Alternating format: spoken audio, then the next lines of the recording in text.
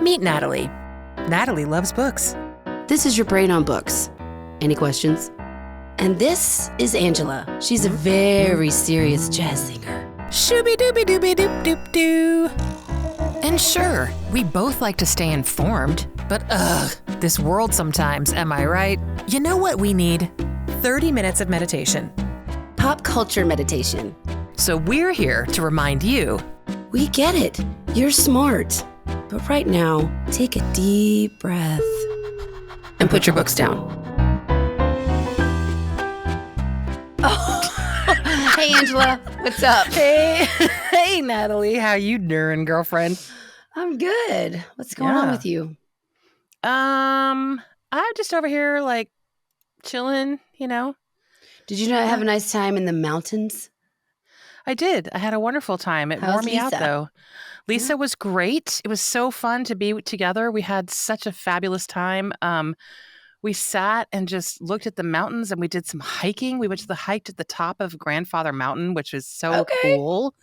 Yeah, we did some amazing hikes.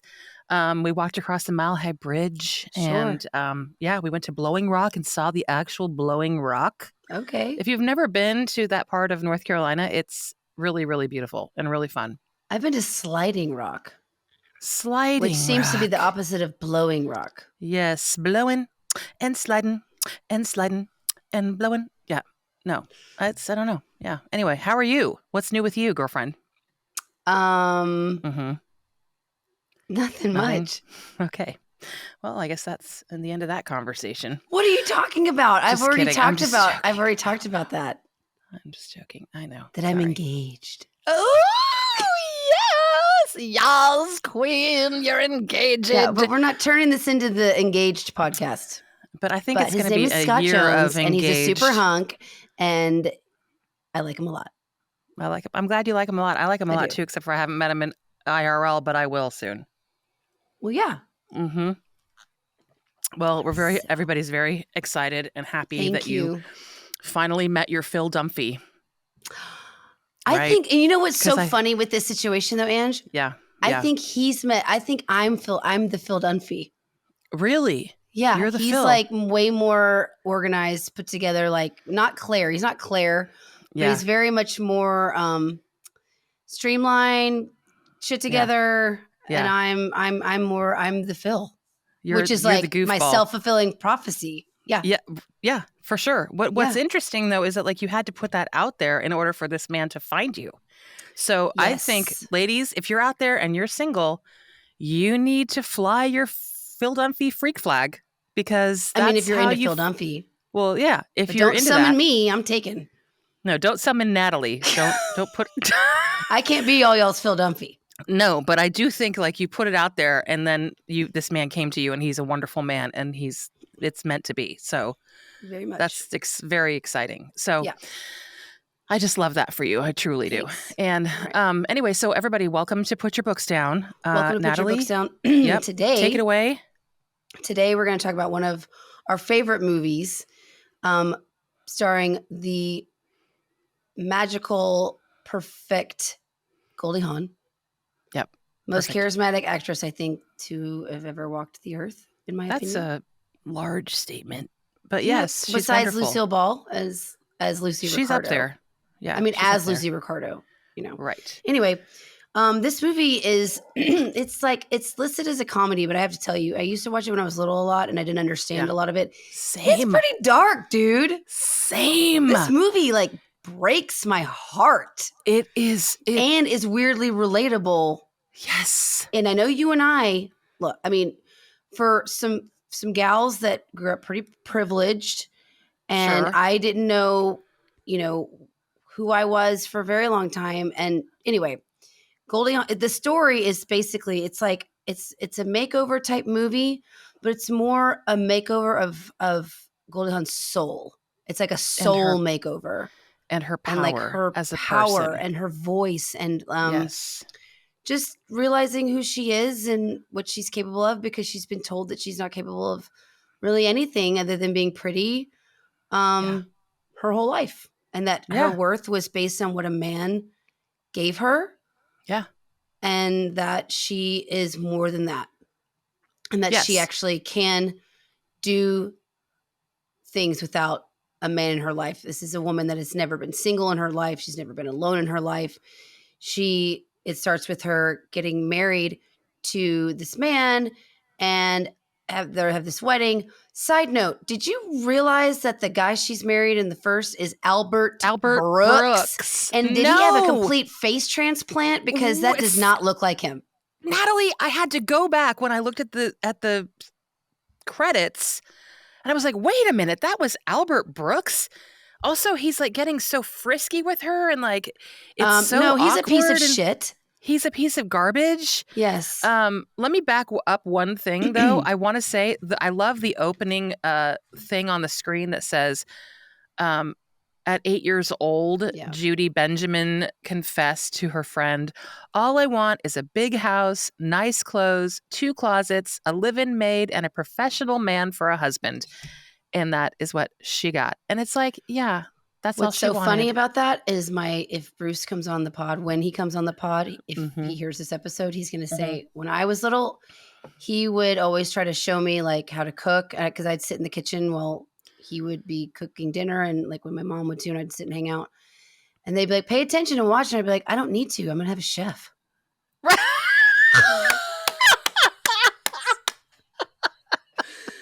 And he's never let me hear the end of it. He's like, you always said you're going to have a chef. I'm like, well, obviously I don't. Okay. Right. How's that? It's not what I'm looking for. Right. I was like, I won't need that. I'll have a chef. Like, cause I thought I was going to be a movie star. I thought I was going to have a movie star and have a chef. But so when I saw that, I was like, skirt. Yes. Cricket. So just to get the vain things out of the way, I just want to talk about Goldie Hawn's hair and eye makeup for a brief moment. Dreamy. First of all, I would love to look like that. Not that I don't like hair. How I look, but I mean, come on. You're a beautiful. Well, that's not the point. I just had a disclaimer. Go ahead. I know. Her hair, that woman's hair has not changed in 50 years, Natalie. She's the best hair. She still has that same hair. The bangs, the part down the middle, and the permy, like blonde. Her hair is still like that. I mean, it's not as permed now, but that is like her signature do. She still has those amazing cowlicks. I know. She does. I know.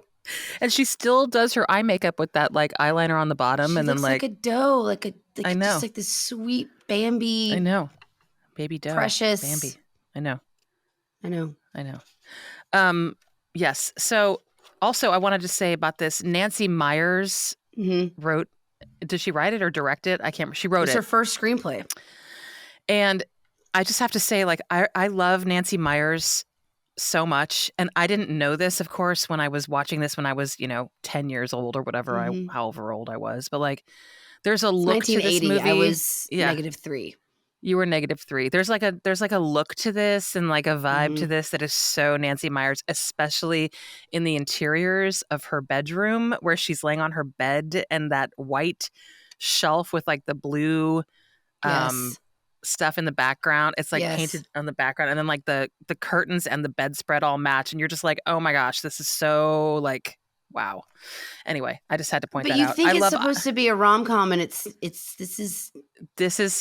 this falls under the category. I know of neither rom nor com. It's there's parts of this movie I laugh my butt off. I mean, there are parts of this movie that are hysterical. Let's talk about our favorite parts. Yeah. Well, let's give the basis. Like, you see her get married in the opening scene to Albert Brooks. Yeah. He's a jerk. She is someone that just does what she's told. Okay, so she's like and like these men, like including her father, she has this very overbearing father, but he pays for everything. And this guy that she's married, like he's paying for everything, so she has to do what he wants. Like it's very awkward, uncomfortable. He dies on their wedding night while they're fooling around. We're making love. That's not what it looked like to me. But he died while they were fooling around, and then she's broken and she gets on the phone with this like radio show, and this guy calls and he's like, you should join the army. And tells her that it's like, that's not how it goes. She gets on the phone with this radio show because she's distraught. Yeah. And she's like smoked 1,000 cigarettes and she's got like a pizza on the bed and she's in her nightgown and she starts just like free associating, going like, well, she's telling her story. And a guy calls in and says, I've got something for you. He doesn't tell her what it is. Oh, right. He says, I can make your life better. Meet me at this place. So she goes and she meets him. him. It's Harry Dean Stanton, by the way. And she Remember goes and she meets him. Big Love? Yeah, gross. I just try to remember him as the dad in Pretty in Pink, even though he wasn't great in that either. No, but, he wasn't. I mean, not a great person. Yeah. No. But she goes and then he shows her all these pictures of like, boats. And she's like, oh, are those yachts? And he's like, yeah, these are yachts. And those are condos. And everybody gets their own condo in the Army. And like, he basically tricks her into joining up. He swindles her. He tricked her into joining the Army. Mm-hmm. Yes. Also, I want to say every time I turn around, she gets the Army and, she says though, too, training. She's like, if I'm not going to be married, then I'm not sure what to do. Like this woman is joining the Army and she has no idea who she is without a man. Yeah. It's just like, that is sad. Makes you it's very sad. So like, this is like for 30 minutes, there's no funny. There's no yucks for 30 minutes. True. Yeah. And then it gets funny because when she joins the Army, she's like, you can tell that she's like a very privileged princess. And so she has no idea what she signed up for, right? Correct. Yes. So because she's got a nemesis. The nemesis. Captain Lewis. Eileen Brennan. Mm-hmm. Who played Miss Peacock in Clue. Oh, yeah. I forgot about that. And she and Goldie Hawn knew each other from Laugh-In. Yes. Oh, my gosh. And they were like, they play enemies in this movie. And then on the TV show, I think that came after this. The TV show. And they were really good friends in real life. Right. Actually. Right. Actually, trivia. Yes. So Eileen Brennan was in a terrible accident. She was hit by a car. She had just had dinner with Goldie Hawn. Oh, no. And then she got hit by a car and like she was critically injured and it kind of affected the rest of her life, but she survived, but that like changed the rest of her life. Like, remember in Will and Grace, she plays the Jack's theater teacher, theater coach. And she has that cane. Yes. Right. And like stomp. So she was altered forever, but, I don't know where I was going with that other than that was suddenly this podcast is neither rom nor com. I know, but it's hard with this movie.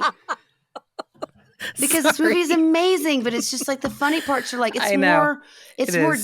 there's more depth to this. There's a lot more depth. Because I weirdly related to some of this movie because like I know that if I had joined the Army, because I got tricked into doing it. Yeah. And I went up to this captain and was like, hey, I think that I'm in the wrong place. Yeah. Like I could hear myself being like, she does. This is really cute and super sweet, but I feel like I'm not supposed to be here. Mm-hmm. And Captain Lewis she's not understanding that she's being made fun, like, that she's joking with her. She's like, well, tell me what's wrong. She's like, well, first and foremost, where are the drapes? Yes. Okay.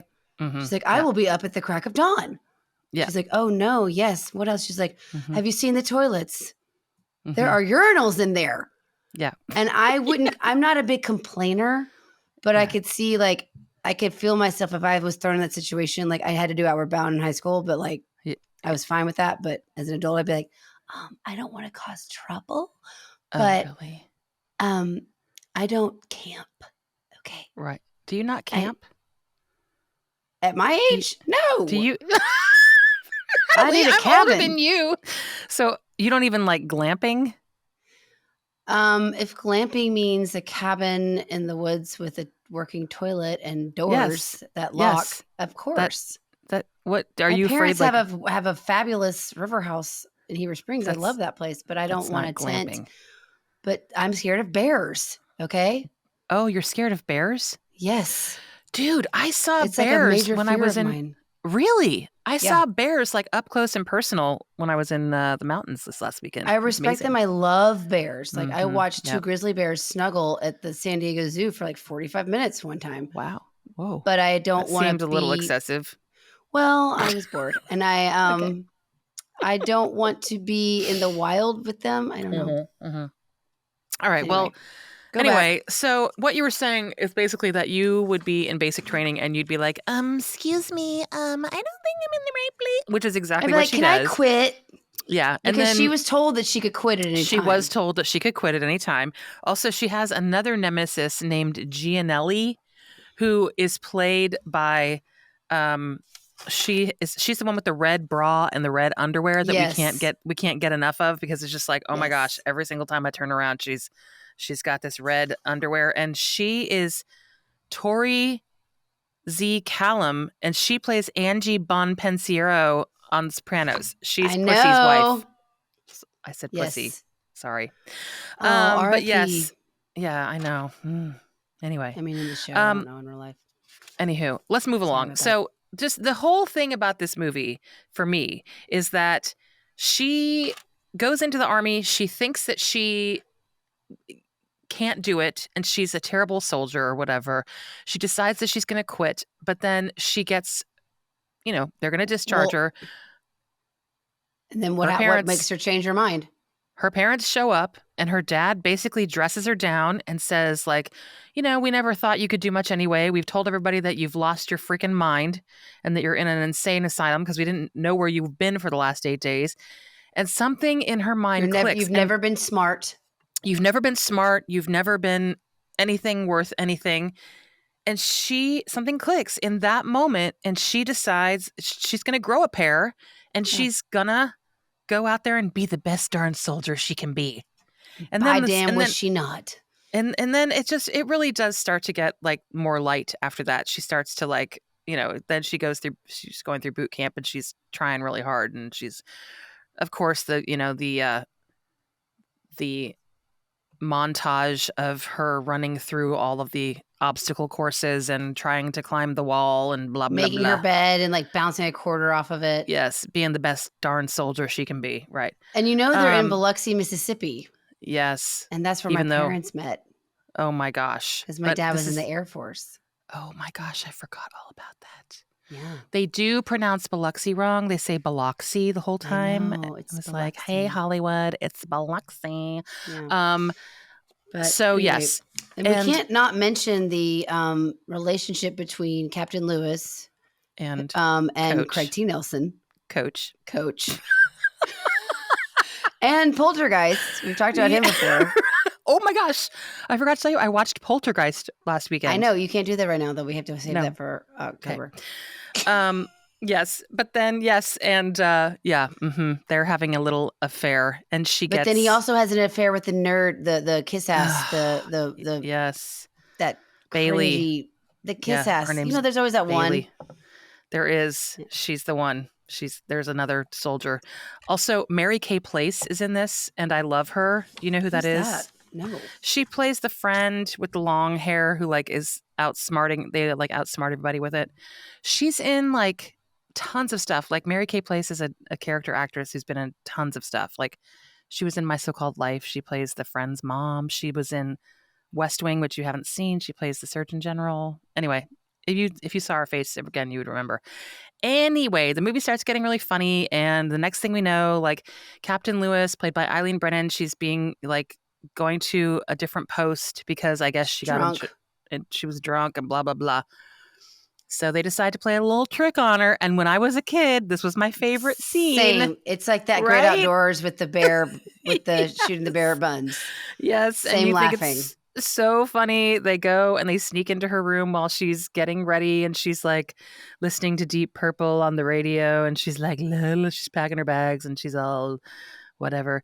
And then the soldiers, they all climb through the bathroom window and put some blue paint in the shower paint? head. I never knew what it was. Actually, I think it's powdered dye or powdered paint. Yeah. And they put that in her shower head. And then she goes in and takes a shower. And then she gets blue paint all over her, whatever, blue dye. And her face. And it's her like face she's like washing her face with a shower cap on. And it's like completely blue. She sees herself in the mirror. And that is some slapstick hilarity. It gets really super good. slapsticky. It's really funny. It is. It does. It's like all of the shenanigans within the army and Goldie Hawn like finding her way and like having the makeover and like becoming this good soldier and then, defeating Captain Lewis, who was this like asshole that was in her way and trying to cause her to like help her fail.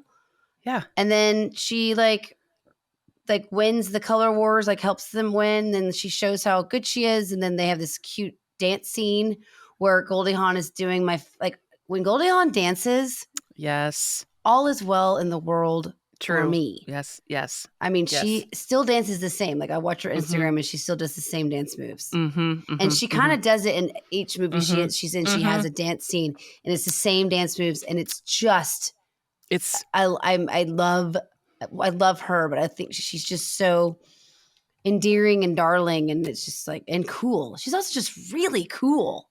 She's cool. She's super cool. And she's super cute. So we have to move along. So she ends up. I'm not holding you back. I'm not holding you back. I'm not saying you're holding me back. I would never say you were holding me back. Hold back. Okay. Why don't you shush me?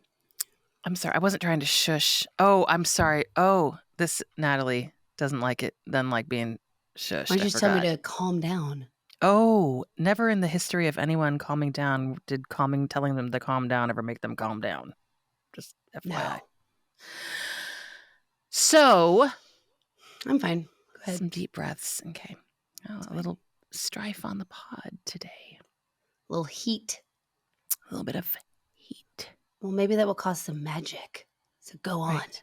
Okay. Missy. So anyway, so anyway, she ends up like going to New Orleans and she meets a French gynecologist and they fall in love. It's love at first sight. They do it on the first night they met. And his name is Henri and he's played by Armand Assante. And then she gets assigned to a post in Paris. Am I skipping over anything important? Yeah, where she gets sexually harassed by the leader of the thoroughbreds, where she made highest rank that she could get. Sorry, I forgot. Which made her jump out of an airplane, and then she wanted to get as far away as possible. That's right. Sorry. That was important. Move it. That's like what she was at the plane and she did that. Yeah. So, go ahead. Yeah. Uh-huh. And so then she goes to Paris and follows this guy, and he's love at first sight. What do we think about Armand Assante? He's a creep. So right. So let's expand upon this relationship a little bit. Okay. What? She meets this guy. It's love at first sight. They're like totally in love. But he's a jerk. And then she finds out, because Captain Lewis also is stationed in Paris and has been spying on her, and finds out that her boyfriend, Captain Lewis. I know, get a life, lady. I know, seriously. God, she's like the other creep. Yes, she's spying on her, and she finds out that he was like a communist. And yeah, Miss Peacock was not happy about that, and so she went and told Goldie.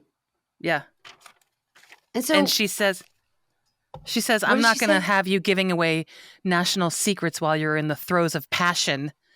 And so it's either the army or the man. And what does she do? She chose the man. She chose the man. What would you do? If I found out the person I was in love with was a communist, yes, I'd have to say sorry about it to the man. You'd be like communist. Bye-bye. I'm like, Bye-bye. I didn't go through all this shit for nothing, and you're a communist, and this is not a good time, right? For that. And don't you think it's funny? Not sure it ever is. This movie just is really truly like a not rom-com. It's neither rom nor com, because as we're talking about this, but it's so good. I love it, but it's not like it's a lot. Really dark. It's dark, dude. But it's a lot of self. It's about this. You need to go into this movie knowing that you're gonna there's like self evolution, and she's like making over her soul, and like we're watching this 28-year-old woman grow up. Yes. And figure out who she is. And that's so relatable in so many ways. And it's really wonderful. If we had maybe a poppier soundtrack, it may not seem so intense. Right. It could have lightened up a bit, but I kind of respect that it had a lot of comedy, but it was also like, well, this is the shit. I mean, this is the deal here. Like it's serious. Like, you don't like, she chose Henri, and then, but then I think she still chose the right thing, because then she realizes that he's got like 80 girlfriends. Yes. And has no intentions of stopping any of that. Yep. And she says something like, I know this is like, they're about to get married. It's like the day of their wedding. But he also wanted her to sign a prenup. Oh, yeah. Yeah. Mm-hmm. Yep. Which is not always a bad thing, but like, right. He's allowed to have like 80 million girlfriends, and she has to sign a prenup. Like, piss off. Yeah. And then she says, like, I also love when Goldie Hawn gets angry. Like, her angry is so good. Like, she does anger so well. And she goes like, Henri, you were standing there with your tongue hanging out. You know, the way she talks. I love it. It's like Overboard, when she's that mean rich lady again. Yes, exactly. Right. She's good at playing rich ladies. Mean rich ladies. Yes. And then she eventually comes to her senses. Well, her newfound senses. Her newfound senses. Her newfound senses that she's going to break up with him at a really bad time, which is right before they get married. Mm-hmm. Like at the altar. And then she's like, you know what? I don't know what I'm going to do, but I'm going to do it on my own. Yes. And we just like assume that she goes off into the world and figures it out. Yes. And she has learned all of the tools. She's gotten all of her, like, now she can like find things within herself. She can make things happen for herself, as she is finally done. Yes. And so we assume the best. And I wanted to assume that Overboard is like part 2, like Private Benjamin part 2. And she becomes the rich yacht lady. I love that. Who then gets amnesia and has to go back to her new roots and realize that she's not supposed to be this asshole rich person, that she's human and humble. So I find that that's like the sequel that they just like didn't want to do. Right. And then she meets her soulmate, who is actually her real person in life. Kurt I am Russell. there for this. Yeah. Oh, do you see what I'm doing here? Why I'm not getting paid to make these connections? I don't know. I know. It's like you should be getting paid. Absolutely. I know. Well, I just love that. Yeah. I love also at the end of Private Benjamin that we don't know she doesn't go off with some other guy. It's like she's by herself, which I just love. Well, she's never been alone. She's never been alone. It's amazing. So, but now for a pit stop. Oh, okay. Yep. Mm-hmm. So there's a part in this movie where Miss Peacock, Captain Lewis says, she goes and like looks through everybody's stuff, and there's a poster of Bob Dylan on the wall. Okay. And she's like, I'm going to take off this smut of this man that you're drooling over. Yes. And it's a picture of Bob Dylan. Yeah. Now, I wrote that down like, Bob Dylan? Yeah. Question mark? Really? Yeah. Super question mark. Look, I think the world of Bob Dylan. No doubt. Genius, poet. Right. I don't know, influencer, protester, yada yada. Have you ever been attracted to? I'm not calling anybody unattractive. We're not mean on here, but I just would you. What are your thoughts of having like a hunky, like Big Bopper Tiger Beat poster of Bob Dylan? Am I missing something? Am I not bright enough to find his songwriting and everything make him more hunk-like? Well, I will say this. He's no Paul Sorvino, okay? But... All right. Okay. You're not wrong. But he's also no like Zach Morris. No. He's got some kind of the deep like people. If I look at pictures of him young, he's cute, he's cute. Shaggy, cute, whatever. But no, I don't think of him as a big heartthrob, but I do think that somebody would have like the Tiger Beat because they loved his music or something. But still like so maybe that, but like no. I get that posters, symbol, but but also was it maybe that she didn't know who that was, and she was so naive that she was like, oh, this must be because they think he's super dreamy, and not because like he's just like this really cool person and like really smart guy. True. That could be it. So I just came full circle. Yeah, I think. Look at me. Captain. I'm like Goldie Hawn finding my truth. You found your truth, it's Natalie. Like I'm Judy Benjamin. You are Judy Benjamin. It's like you're Goldie. Yeah. Again. Yeah. Again. It is my nickname. It is your nickname. Yeah, I think that could be it. Yeah, I think she's just dense. I think that's it. Captain Lewis. Got it. Just dense. So everybody should watch Goldie. I mean, should watch Private Benjamin because it's great. Like I loved it watching it again after being an adult. It's one of the best movies. I love it so much. Yeah. Even though but we just talk know about it's not a rom-com, and it's not. It's not a rom-com. It's funny. It's entertaining. But you got to get there. Right. There's entertaining moments, and there's definitely some lightness, but there's also some darkness. You know what? It makes you think. Exactly. It makes you think. Yeah, it makes you think. It makes you Yeah. think. Do I? It's empowering. It's like very girl power. Yes, especially vis-a-vis like Barbie and everything that we've been going through. Like, hey, look at 1980. Like, here's a woman who was like destined to be a Barbie doll, and she turned out to be more reliant on her brain and her soul, right? Yeah, and and the way she felt. Yeah. So I love that. I love that. Look at us. We get deep. Look at us. Don't marry a French gynecologist named Henri. I don't know. I don't think so. Trust yourself. Hey, I'm wondering, do you think Darren is trying to tell us to wrap it up? I don't know. He's making some very wild gestures. I don't know if I couldn't tell if it was a seizure or no, it's wrap it up. Having a seizure. Oh, I think he wants us to wrap it up. No, it's actually wrap it up. Okay. Okay, great. Okay. Well, I think we should. Let's do that for him. Oh, he's like, turn it off. Yeah. Did he maybe turn it off? Okay. Yeah. Well, Angela, I will say to you, namaste, strong and solid, but not for too long because we need to get off here.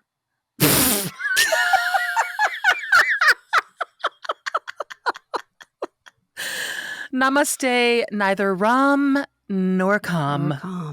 Yeah. Thank you. But I will stay calm. Calm. Calmer than you are. Calmer than you are. Okay. Bye. Love you. Bye. Love you. Bye.